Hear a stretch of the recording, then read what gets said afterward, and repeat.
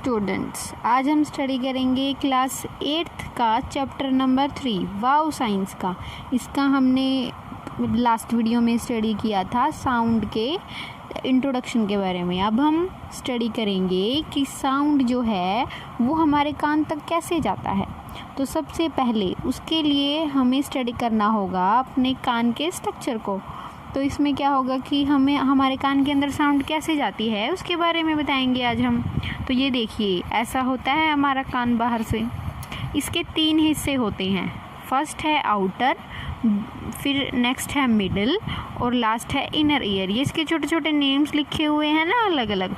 ये आपने नहीं स्टडी करने, आपने बस थोड़ा सा इसके बारे में पढ़ना है कि हमारे कान के अंदर साउंड कैसे जाती है। तो देखिए आप किस तरीके से सुन पा रहे हैं ना, वो आज हम स्टडी करेंगे कि आप चीज़ों को कैसे सुनकर समझ सकते हैं।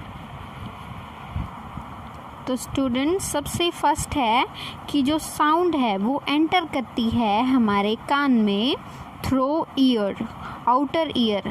आउटर ईयर हमारा होता है, देखिए ये वाला पार्ट। इस वाले हिस्से में, बाहर वाले हिस्से में आवाज़ जो है वो एंटर करती है।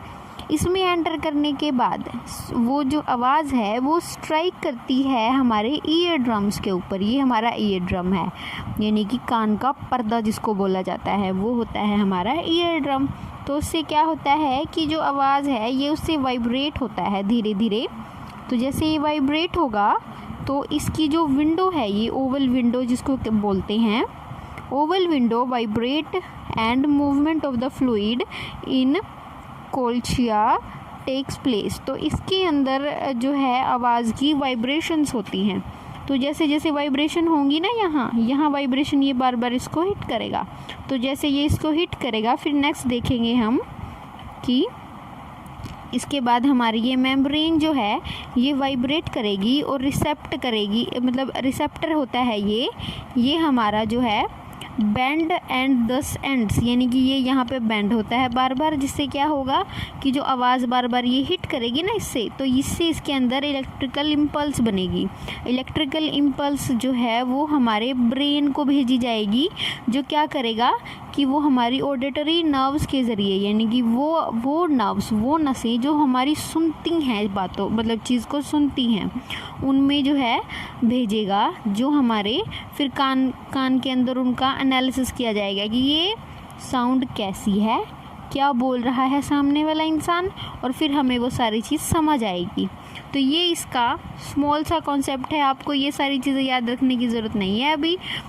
अब देखें कि ये जो 5 स्टेप्स हैं ये ही याद करने हैं आपको। सबसे पहले साउंड एंटर करता है हमारे कान में, फिर वो ईयर ड्रम्स पे हिट करता है, फिर ईयर ड्रम्स हमारा ओवल विंडो को वाइब्रेट करता है। उसके बाद बाइसीलियर मेम्ब्रेन होती है जो वाइब्रेट करेगी और बार बार, और फिर उसके बाद इलेक्ट्रिकल इम्पल्स बन के ब्रेन तक जाएगा, यानी कि सुनने का काम हमारा कान करता है और उसको समझने का काम हमारा दिमाग करता है। अब हमारा टॉपिक है कैरेक्टरिस्टिक्स ऑफ साउंड, यानी कि साउंड की विशेषताएं क्या हैं, क्या इम्पोर्टेंस है उसमें, मतलब क्या क्या इंपॉर्टेंट चीज़ें उसके अंदर हैं। तो sound travelled in the form of waves, ये वेव्स की फॉर्म में ट्रेवल करती है। तो देखिए ये है हमारी वेव्स, ये देखिए इस तरीके से जो है साउंड है वो ट्रैवल करती है। इसके बाद हम ये वाला स्टडी करेंगे कि इसे किन किन चीज़ों पर डिपेंड करती है। तो सबसे फर्स्ट है हमारी फ्रीक्वेंसी और इट्स इनवर्स वेवलेंथ। अब आगे हम देखेंगे इनको कि ये चीज़ें होती क्या हैं। दूसरा है एम्पलीट्यूड, साउंड प्रेशर और इंटेंसिटी, स्पीड ऑफ साउंड और डायरेक्शन। ये सारी चीज़ें अब हम स्टडी करेंगे। तो देखेंगे सबसे पहले ट्रांसवर्स वेव, एक वेव के बारे में स्टडी करेंगे। तो ये है हमारी वेव। देखिए सबसे फर्स्ट हमारा, जब ये वेव का ये वाला हिस्सा, इसको हम बोलेंगे क्रेस्ट। ये देखो ये लिखा हुआ है यहाँ क्रेस्ट। जो हिस्सा हमारा नीचे की तरफ है, इस मीन पोजीशन से नीचे की तरफ है, वो हमारा है ट्रफ। ये 2 चीज़ें हो गई कि इनको बोलते क्या हैं, ऊपर वाली वेव और नीचे वाली वेव। इससे नेक्स्ट हमारे पास है एम्पलीट्यूड। एम्पलीट्यूड क्या होता है? एम्पलीट्यूड इस वेव की हाइट है जो इसकी मीन पोजीशन से ऊपर या नीचे होगी। इसको भी एम्पलीट्यूड बोलेंगे और इसको भी एम्पलीट्यूड बोलेंगे।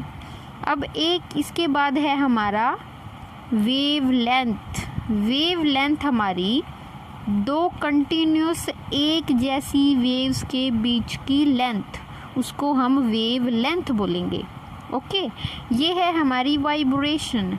वाइब्रेशन का मतलब है क्रस्ट और ट्रफ के बीच में कितना डिस्टेंस है, वो हो गया हमारा वाइब्रेशन। और ये हो गई, ये हमारी जो मीन लाइन दिख रही है रेड कलर की, ये है हमारी डायरेक्शन, यानी कि ये इसकी मीन पोजीशन है, ये हमारी डायरेक्शन है इसकी। बस अब ये सारी चीज़ों को हमने स्टडी कर लिया। अब हम स्टडी करेंगे फ्रीक्वेंसी के बारे में। फ्रीक्वेंसी को स्टडी करेंगे अब सबसे पहले हम देख लेते हैं इन सब की डेफिनेशन भी तो करनी ज़रूरी है। तो देखिए, ये हम इन सब की डेफिनेशंस देखेंगे।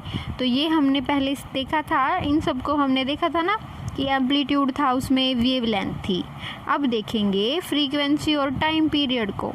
एम्पलीट्यूड क्या होता है? Maximum displacement of the wave from its mean position और the maximum height of the crest और द ट्रफ, यानी कि या तो क्रेस्ट की मैक्सिमम हाइट या फिर ट्रफ की मैक्सिमम हाइट। ये सारी चीज़ों को हम देखेंगे और इसको मीटर या सेंटीमीटर में मापा जाता है। एम्पलीट्यूड मैंने बताया था आपको कि हाइट देखेंगे क्रेस्ट और ट्रफ की, सिंपल। इसके बाद है फ्रीक्वेंसी। फ्रीक्वेंसी का सिंपल सी डेफिनेशन है, एक सेकंड के अंदर कितने साइकिल एक वेव पूरे करती है, ये हो गई उसकी फ्रीक्वेंसी। तो देखिए इसका क्या मतलब है, ये देखेंगे हम नीचे फ्रीक्वेंसी के बारे में थोड़ा सा। अगर मान लीजिए ये एक सेकंड है, एक सेकंड के अंदर 1 2 3 4 5 ये पाँच साइकिल, यानी कि यहाँ से लेकर यहाँ तक, यानी कि देखिए ये वेव यहाँ गई, फिर यहाँ गई, फिर यहाँ गई, एक साइकिल पूरा हो गया। तो ये एक साइकिल पूरा होने में मतलब कितने साइकिल पूरे करेगी ये एक सेकंड में, वो है इसकी फ्रीक्वेंसी। नेक्स्ट है हमारे पास वेव लेंथ। वेव लेंथ के बारे में, वेव लेंथ हमने स्टडी किया था, दो एक जैसी वेव्स के बीच के में कितनी लेंथ है, इसको सेंटीमीटर और मीटर में मापा जाता है। फिर हम टाइम पीरियड को स्टडी करेंगे। Time duration of one cycle in a repeating event is called time period of sound wave, यानी कि वो समय एक साइकिल का जो उस इवेंट को पूरा करेगा, एक पूरे इवेंट को पूरा करेगा, उसको हम कहेंगे वन टाइम पीरियड। इसको मापा जाता है सेकंड्स में। अब हम देखेंगे कि पिच और फ्रीक्वेंसी क्या चीज़ होती है। तो देखिए पिच क्या होता है, pitch of a sound we hear depend on frequency of the sound wave, यानी कि पिच जो है किसी भी साउंड की जो हम सुनते हैं वो डिपेंड करती है उसकी फ्रीक्वेंसी पर। एक हाई फ्रीक्वेंसी की साउंड को के पास होती है हाई पिच और लो फ्रीक्वेंसी की होती है लो पिच, यानी कि लो पिच देखेंगे, यानी कि सेम टाइम में कम साइकिल को पूरा करना, वो लो पिच हो गई। अगर वो उतने ही समय में ज़्यादा साइकिल पूरे कर रही है तो वो हाई पिच हो गई। सिंपल, बहुत सिंपल है ये। और एक सेकंड के अंदर कितने साइकिल पूरे करेगी वो उसकी फ्रीक्वेंसी हो गई। अब देखिए इतने टाइम में तो एक ही साइकिल पूरा हुआ तो इसकी फ्रीक्वेंसी कम हो गई, और अगर ये बहुत सारी साइकिल पूरे कर लिए उसने वेव ने, तो मतलब ये फ्रीक्वेंसी ज़्यादा हो गई और पिच ऑलरेडी हाई हो गई। सेम ऐसे ही इसमें भी होगा। अब देखिए रिलेशनशिप दिखाया गया है एम्पलीट्यूड और लाउडनेस के बीच में। तो देखिए एम्पलीट्यूड जितना ज़्यादा होगा साउंड उतना ज़्यादा लाउड होगा, बस आपको यही चीज़ याद रखनी है। तो एम्पलीट्यूड का इस्तेमाल हायर होगा तो साउंड भी हाई होगा, लाउड होगा, अगर कम होगा तो सॉफ्ट साउंड होगा। और ये देखिए एग्जांपल दिए गए हैं स्पीड ऑफ साउंड के, यानी कि साउंड की जो स्पीड है वो इन चीज़ों में कितनी होती है, यानी कि स्पीड मीटर पर सेकंड में, यानी कि एक सेकंड में वो कितने मीटर जाती है, ये बताया गया है हमें। और इसका सीधा सा फॉर्मूला लगता है speed is equal to distance upon time. ये तो बिल्कुल हमारा नॉर्मल फॉर्मूला है, स्पीड को हम इस तरीके से मेजर करते हैं। इससे नेक्स्ट टॉपिक है हमारा टाइप ऑफ साउंड, यानी कि साउंड जो है उसके कितने टाइप होते हैं। हम अलग अलग टाइप के साउंड सुनते हैं, कुछ हमें अच्छे लगते हैं, कुछ हमें अच्छे नहीं लगते। लेकिन साउंड के टाइप और भी होते हैं, जैसे Audible sounds and inaudible sound, वो साउंड जो हमें सुनाई देते हैं और कुछ साउंड हमें सुनाई नहीं देते। अब देखिए हमें सिर्फ 20 हर्ट्ज से लेकर 20 किलो हर्ट्ज के बीच के साउंड सुनाई देते हैं, यानी कि जो साउंड हमारा कान सुन सकता है उसको हम बोलेंगे ऑडिबल साउंड, और जो साउंड हमारा कान नहीं सुन सकता उसको हम बोलेंगे इनऑडिबल। यानी कि इस 20 हर्ट्ज से नीचे का साउंड यानी कि इससे कम, और 20 किलो हर्ट्ज से ज़्यादा का साउंड हमें सुनाई नहीं देगा। तो ये हो गए हमारे इनऑडिबल और ऑडिबल साउंड। अल्ट्रासोनिक और इंफ्रासोनिक ये हम नहीं सुन सकते, हम सिर्फ ऑडिबल साउंड ही सुन सकते हैं इनके बीच के। ओके तो देखेंगे म्यूज़िक और नॉइज़ के बीच में क्या फ़र्क है। Musical sound is considered as pleasant sound, यानी कि जो म्यूज़िकल साउंड है उसको अच्छा साउंड माना जाता है, और जितनी फ्रीक्वेंसी होगी और म्यूज़िक होगा उसके अकॉर्डिंग हम उसको सुनते हैं। तो ये म्यूज़िकल इंस्ट्रूमेंट दिखाए गए हैं। हमें म्यूज़िकल इंस्ट्रूमेंट्स के बारे में थोड़ा सा इंट्रोडक्शन आप लोगों ने पढ़ लेना है थोड़ा सा अपनी बुक से। प्रिकॉशंस, स्ट्रिंग इंस्ट्रूमेंट, वो इंस्ट्रूमेंट जिनके अंदर स्ट्रिंग्स का यूज़ किया जाता है। कुछ वो इंस्ट्रूमेंट होते हैं जिनके अंदर हवा से म्यूज़िक बजता है, कुछ होते हैं थोड़े अलग से। प्रिकॉशंस कुछ अलग इंस्ट्रूमेंट होते हैं जो, जैसे ये हो गए हमारे तबला हो गया, डमरू, ऐसी ऐसी चीज़ें होगी। ये हो गए हमारे साउंड जिनके अंदर साउंड प्रोड्यूस होता है। तो नेक्स्ट टॉपिक है हमारा कि म्यूज़िक डिफरेंट कैसे होता है नॉइज़ से, यानी कि शोर किस तरीके से अलग होता है म्यूज़िक से।